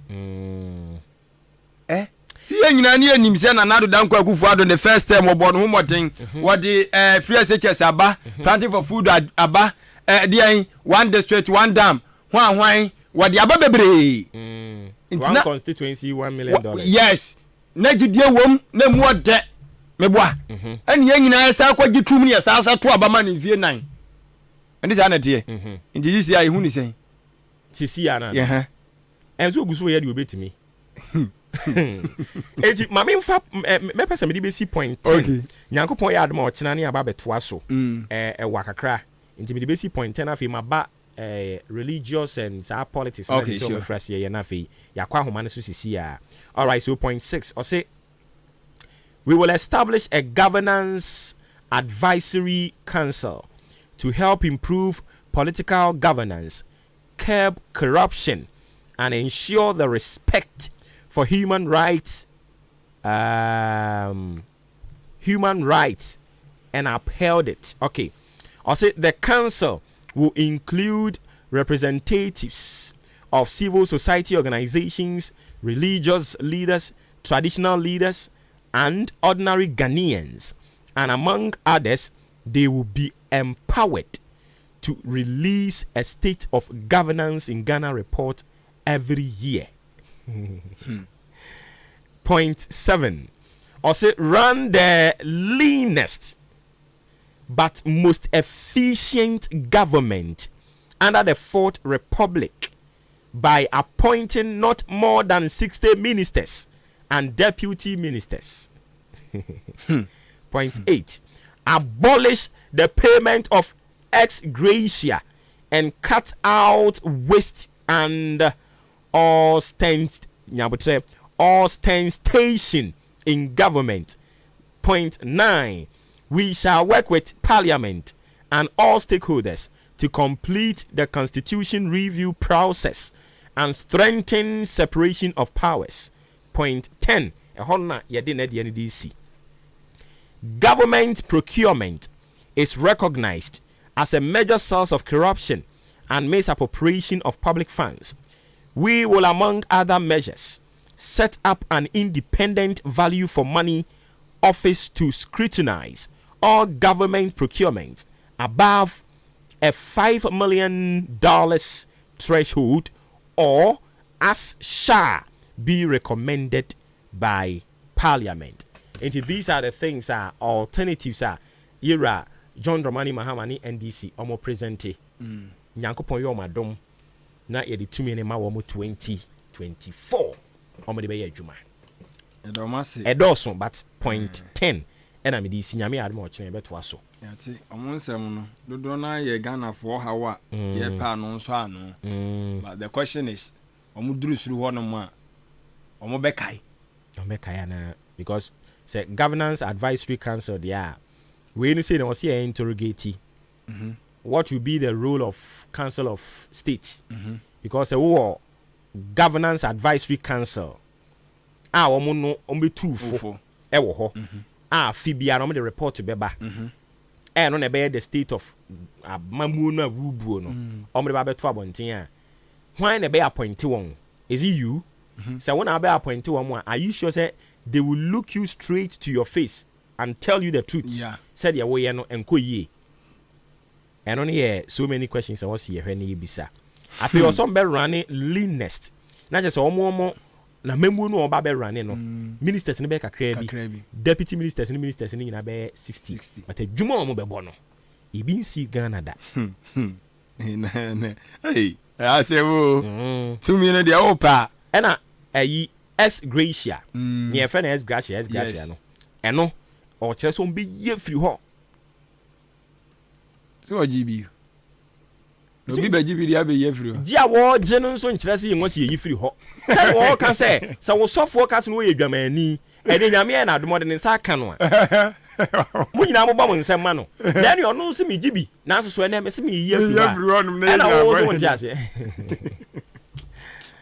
eh di yo radi yagopo afi wo mo say constitution review we no so no on be so meto aso okay ni asansa no and appoint 10 no so no o kire say corruption no eya na mpem bibre no eye so sourcing procurement ho no ho no so no ade bia ne bo no eso chen $5 million I will say go through the process say the corruption no ye dia ba be bom ni agu nanimu ase nyame nka wo mo NDC ani so ade hu no nyame nka wo mo we almost say a building Ghana we want. So this is the Ghana we want. Yes. And I won't pay. Oh, this is the Ghana we want. But I don't know if this is the leadership we want. Oh, okay. Because omo no, o make kan sem ni say ya no. Tumi ni nya kodu omo no mkotena soro air condition mu a. Ohun de besie. Afi ono mbaba ka kire o say, "Oh, we mi nyini say ono na ebu oman no." Oh, hwan na mi nim mi nyisi ono anie. E hono na afi honhum mabam. Since you don't hunam the bay juma mkotra won ma fi na akwada no spiritual no man sesa yes I see it's a hard all right afema yemra say efiri hin o say efiri hin but me ba okay kafra okay budget ni mu no youth and sports sa so ye ho no man sheda antinioma biara na make I say ni o present ye na ye abridged version. You can say be a abridged version. It's just a summary of a whole statement. Any can boom. Any diaba. Enti ubo wuremu ankan sector B or touch. Yes, what touch sector B but maybe show youth and sports no dey na work na. Obo I say Black Stars match a wo bon ho asem na work. Sa. Say we qualify e ko ayi AFCON. Enti say obi twa budget ama wo. Na say you see ekobi your friend say aputio say amputio omo so akobo ho ahwan no magye de ndie na ye beko ye kan say ye say be Africa Games all Africa yes tell me be Ghana here mo sa youth and sports and yes sports alone sa but in some of the one munyane is about sports I don't think that youth aspect and also so no omedi you start ne dia ba and also so no na you start on ogina he you start ogina mo ogina he positions no so my 11 number 7 on ogina he you start no obebo number 9 hi e did Ghana every sa oh say number 9 no mata she go number 9 no we dey anya some ogan crofo ni bia sa we am say be ejafo me kan obi babu mitimi money sa number 9 we dey ye hu so onu go be no wo hye you start no yes ana nya ne ye den crofo akwetiri ni omo anu omo cheso omo chro exam se omo adwai je no na you start no ai so omo shase ye wo ne ye do wo shase ntia de omo shase ye see you start je na ji so chro nkrata be se de ho ansa na ye do wa shase obo you start me hu ni fere by bia me hu se de sebetie sa because se de se ya omo kan ye na be create 1 million one job ni ade no almost just 3 to 2 years no omde say agenda ne ba yo na konua no nti wo hia no no bisa no na konu zu wo hi na konu ana o so de ono ye gu nanim ase da kra ti mu wie na konu na ma sesa no na ma be no you start wo mo oti wo mo oti budget ni nkonim nti ye di nkonim ye di ko wonyere mo ho ye be se na di bi ya ti afi final one ye nkwa homane so religion any amanyo semo as you say wo mo kan ba nchiri mu question na me bisa ye ne say ye pe osofo ana ye pe malam ana ye pe president malam kanjimame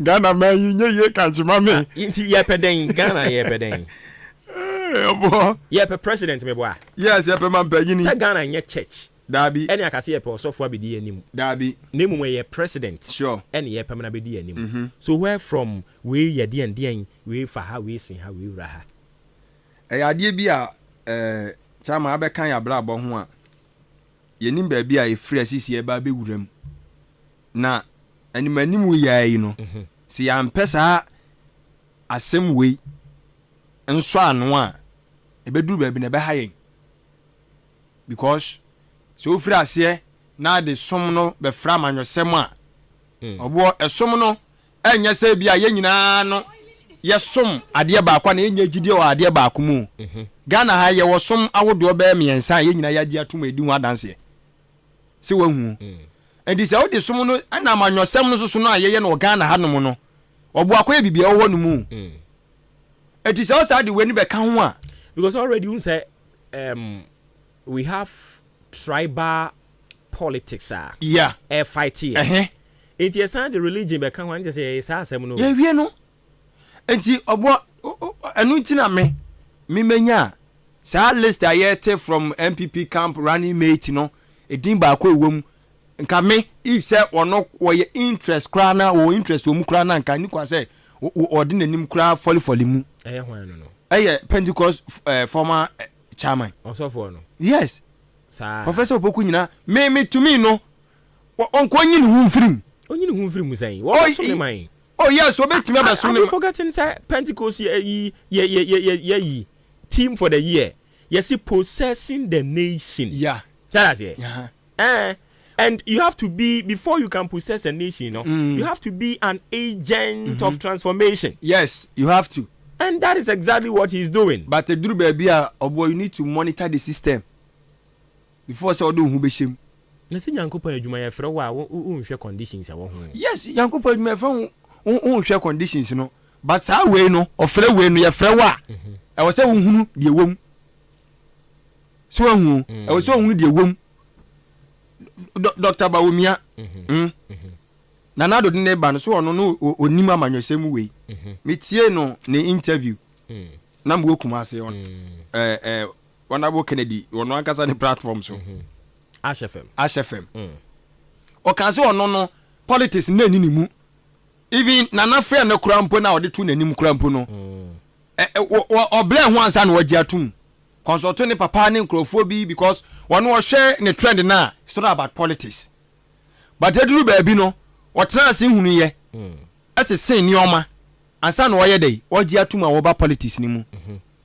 and oba mu no ye nyina yanim ye kan say ne dia wa bɛyɛ okay any CCI no you see tax aye tag no any nsɛm bi aye keka ekoso enti obo before so be tie sisi ade we mu no e wo se ohunu ha we wom nyafo na beba wie na afo obi di bibi betale wa obo wo se o media na me hwan sofo na hwan obo enu sa wuntimi say no be ko to that shall not touch my yes and do my prophet no harm anya no Ghana yemfa sa no man kwa hwe ade woni ma yenkwa homa so ne yenkon fati fo kakra na afi yemfa mra already no ma shase kra frefrede ba 0201944485 0201944485 and 0554820910 e ba cho dini be akase free oboba we uni ebe ma taxi driver begwani ntio obo na enumlady ya function baba fa woni adwin na so mo anga sa mode mo adwin mu sisi ne mu yansa mo tumi de education ya sa Baminia, you can't remember Omanthony Mahama obey a certain president just 4 years. But who should 4 years, you know? Then Sanu Juma. That's how to compare and make for to their equal 8 years. That's just say, Unsuro Yankupon, Anna Becca say, and they could for the MRT or Mampini Mahama. So 24-hour economy na ebano. Obo, say Ghana for you shouldn't take them on once you see. Free Accra Eba, commercial bank, Elba 5 o'clock, or more to Juma. Hey, be a winning scout phone so. Announce some mobile money and man will be a. That's a probably dog was on phone car, a cool village, and that's a crum. Satam on Okuta or Cado, Uncle Betinaco Bank, a Kuiska, but Sata Bank upon. It is a 24-hour economy in the Bassa banks in the other side pretty, if you be if you be quenumly, about 1 year taxi drivers, and I can say it through maybe going and make a say. Because Najima may want someone America. Any day, any night. If we were portrayed by this summer, Adiasa, who friend is when I say, tell an FS are 110, then I'm going to make I didn't know when I hear you say, had ye. And I say, I know if you are afraid to somebody but for 9 boosts or said, Baba Omboa, and you're not that. Because who shall budget Yanka Sakro, what to buy your Boba that day now, and Bra, not Canofolata, my budget, the Kwana MP parliamentary for no much more. Because among the BBN, the budget are hoping what you have Boba, they were here, who was a last end no more codo. Manchester Castle focus into banks from Mobile Collapse and Mabru Tito Munya Jumayano, Manchester Mobile Baby. I didn't know who fought in the Belumia, or when it fair, Babuna or Yejuma, and that was what now. Now, a Mabru, I am a girl and saying a crack, and I never was a Mabru for you, and also Guno, no, in 20 prototype excavator, because one thing almost say, woman organizer excavator, it means not in Penfonica Hobby. Ah, Professor from Bob Watching Crab Bobo. And I'm a Bruno Betnessi, and I'm a Bruno Lomo, that's also a key, your friend is a mobile money. Ah, no more yet. And they go for the who say, oh, my mobile money, Mabruni, and one year to care print, or some I say, the year of the Abato, okay, so scratch here. And I was also yet more cold. And they go for the who say, Mabruni Begin, or some I say, Guto, Mabrun Betnessi. And I was okay. They said, any BBI, you make a bet. Almost a member of the senior bet to second a credit or 10% out of all. Master, at the world, sorry, and a park of Twaba, the Amana, who father never will me or baby. Maybe I got on person of the all right. Yate. At 9 years, Nejumaku, Begwama, Obi met was to be why.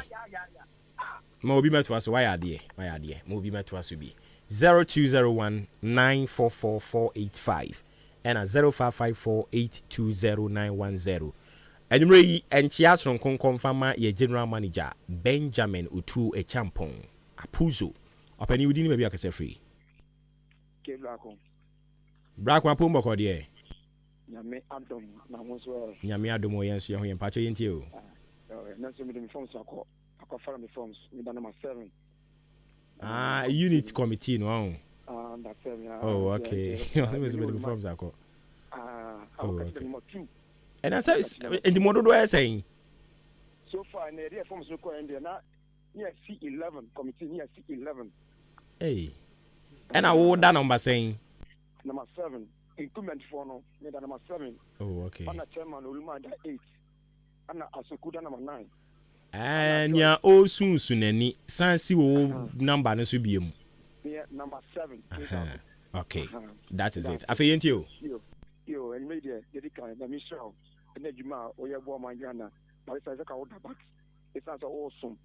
Now, look, my son, no. And yet, another don't go for the near down here. Sabi, I'm more mind and say, I want my young action. I want to need the BI day.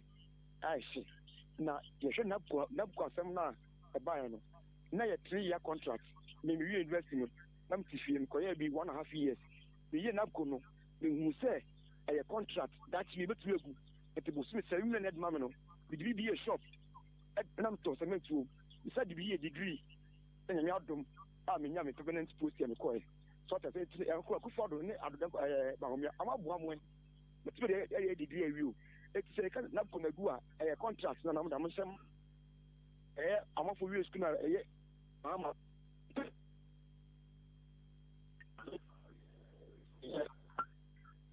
Oh.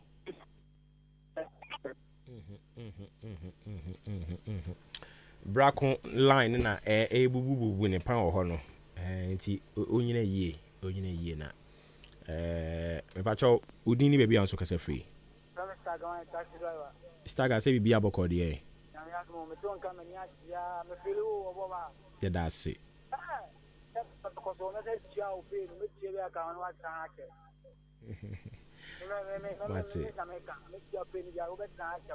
Mate, yeah, that's it. Ain't you?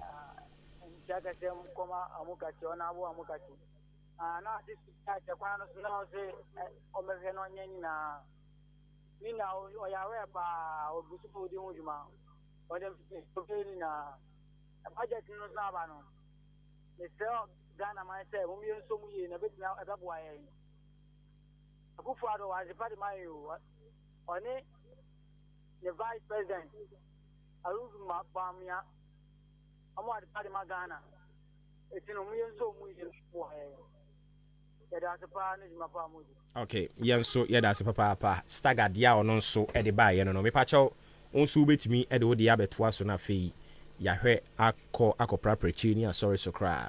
0201944485. If I told you, maybe I can say free. If you, if I told you, David time, the chair on a blogati. As assembly man of Gusto about fitting Nase. The chair baby.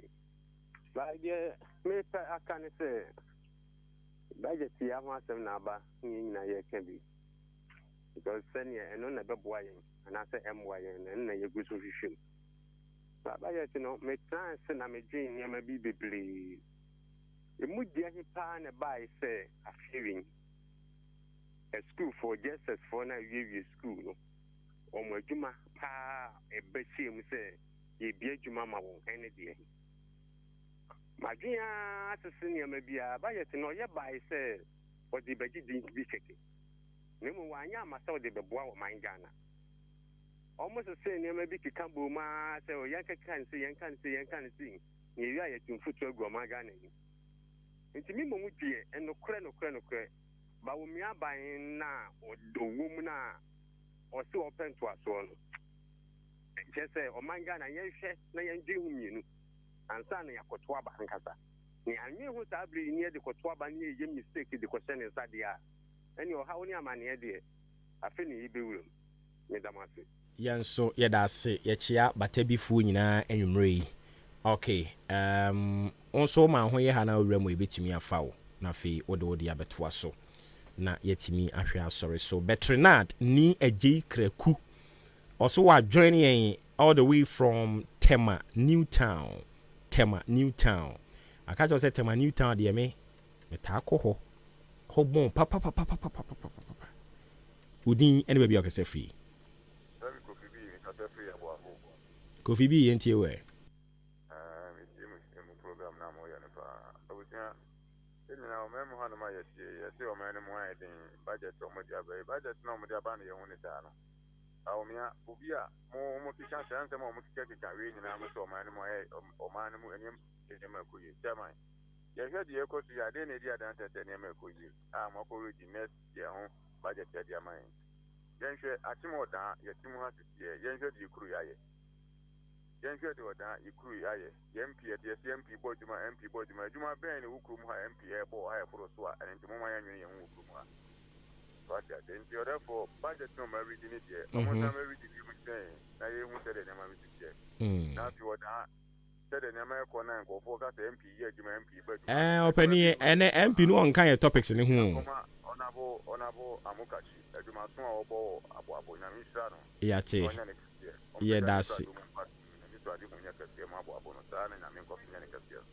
Yeah, that's it, brave. Okay. My yana yeme preparation na fi yen sorry so ewo ifie ha. Nchiankoma Saponata Daniel.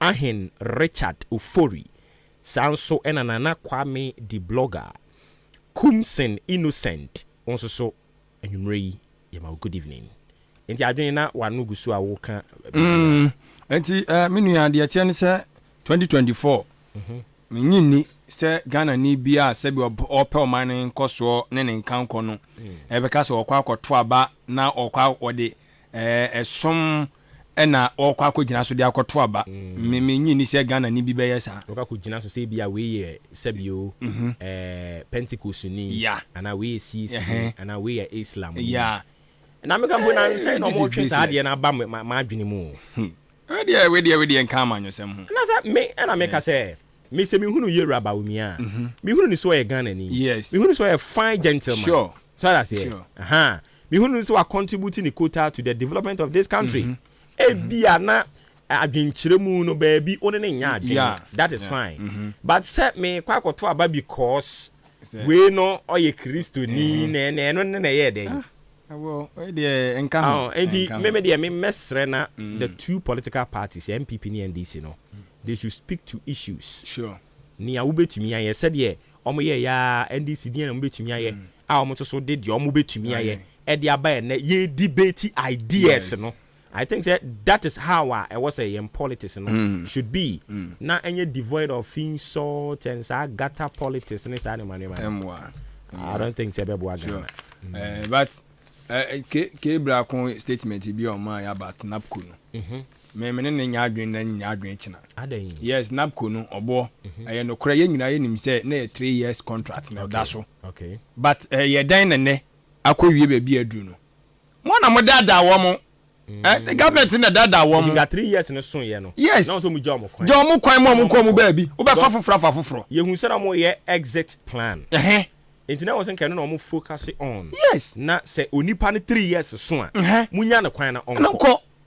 Manenko etiawa ba we dey aba mana rishemu se me yo se na fa duru wonum na wo sa be ka se ade na ye 3 years na se ni se ya me free se wo ni na ni ye so what as nji ade na ye 3 years mu wie na wase mu jo mo kwa mo ko ti mo na ma so mo be du sabri ti wo mo se mu do mo ka mu ntua ne mu atua na se be pem na mo ntua ye o mu ntua ye do mo ka 7 months so say youth na forestation yes o mu ntua ye so mo frɛ ha ya dwen ye ni nti e be ade ahomete ya be sere mpanifo mo hwe na mo ntumi enye bibi mfa ma ye na ye be ne den ma me na se na ye mfa na de no nsusu mfensi ha Nyankopon ya adom next week ye be sana ba se Yesu ama na de ye nkwa kyen ya ye be sana ba o abusua nya ba betoa osom kese ne so mpanin se etire enya enti ye nyenyae achechesoa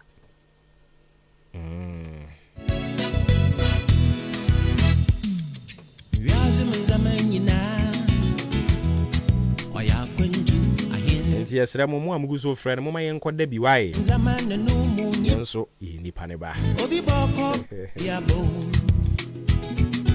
Yazama sitting in na. To that quintu, my friend and paying. Yazam Zaman and no moon. Etiana, no say, and I yes, ye bay no, ye and say, and then you know, and this in MPP for woman, you are my home cra, ye and Cassan de Beboy home. Na. Ya ye said ye no ye Infame fast dan confirm my union afi adwempa hene kofi mensa so ye da na se asire nyampa so wonko so a inhira no won kan ho akoma so ade onye mfa ma no ye kan se ya ye nkan nyae yewura odi ahenkan kwame yeboa adwempa hene kofi mensa kwajo bafo daily man ofra me obo ba ofori amanfo se Yesu ama wo kena ye bese na hia ewo maache so mum boiling issues so idie agese na wotwe se ne se ne di bia ye sorry a ye ka e de kire wo no. The Lord bless you and keep you, make his face shine upon you and be gracious to you. The Lord turn his face toward you and give you peace. Good night. Nyankopon ya adoma wo kine bese ne hia. Bompaya ansa no wada. Yakra.